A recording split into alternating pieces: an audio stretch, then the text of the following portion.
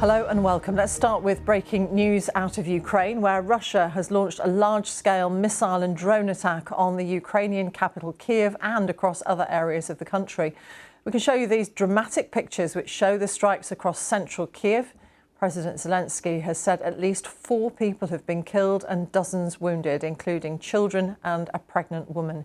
He accused Moscow of carrying out a calculated attack aimed at causing maximum harm to people and civilian infrastructure. Let's join our correspondent James Landale, who's in Kyiv following these developments. James, tell us what happened and where.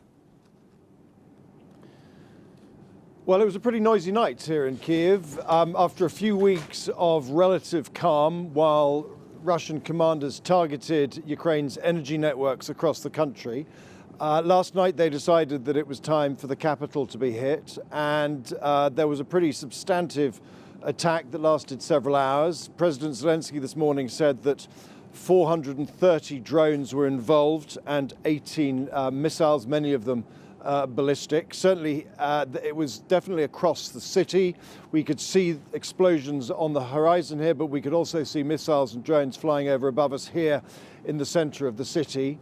The authorities here report that there was damage across the city in 9 separate districts. At the moment, the death toll is being put at around 4 people.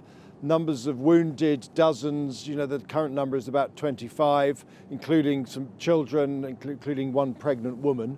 A lot of fires have been put out overnight because, of course, it's not just the direct hits from the drones that causes the damage, it's also the debris from when they're destroyed in the sky. So a pretty busy, active night here in Kyiv. And as President Zelensky said in his address that he's just made, in his view, it was a heinous attack, a wicked attack, and deliberately calculated to damage civilians and ordinary people here in Kyiv. There was nothing military about it.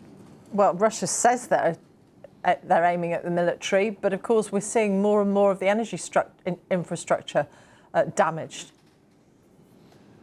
Yeah, I mean, the energy battle with both sides hitting each other's energy power station and networks is where the core of this battle has been fought. Clearly, this is a war fought on many fronts. You have the actual front in the east. You've got the diplomatic front played out largely in Washington and Moscow, but you've also got the energy. And what's happening at the moment is that there is a clear attempt, according to the Ukrainians, by the Russians to take out Ukraine's energy network, not the power stations in the west, but more the networks, the transmission networks, the electricity substations, the gas compressors and things like that that are used to transport these things around the east.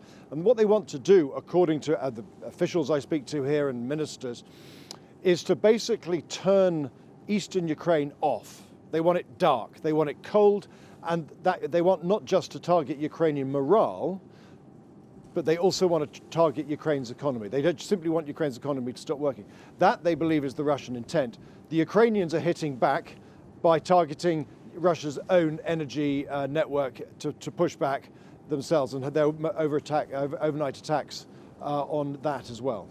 James, for the moment, thank you very much. James Landale in Kyiv.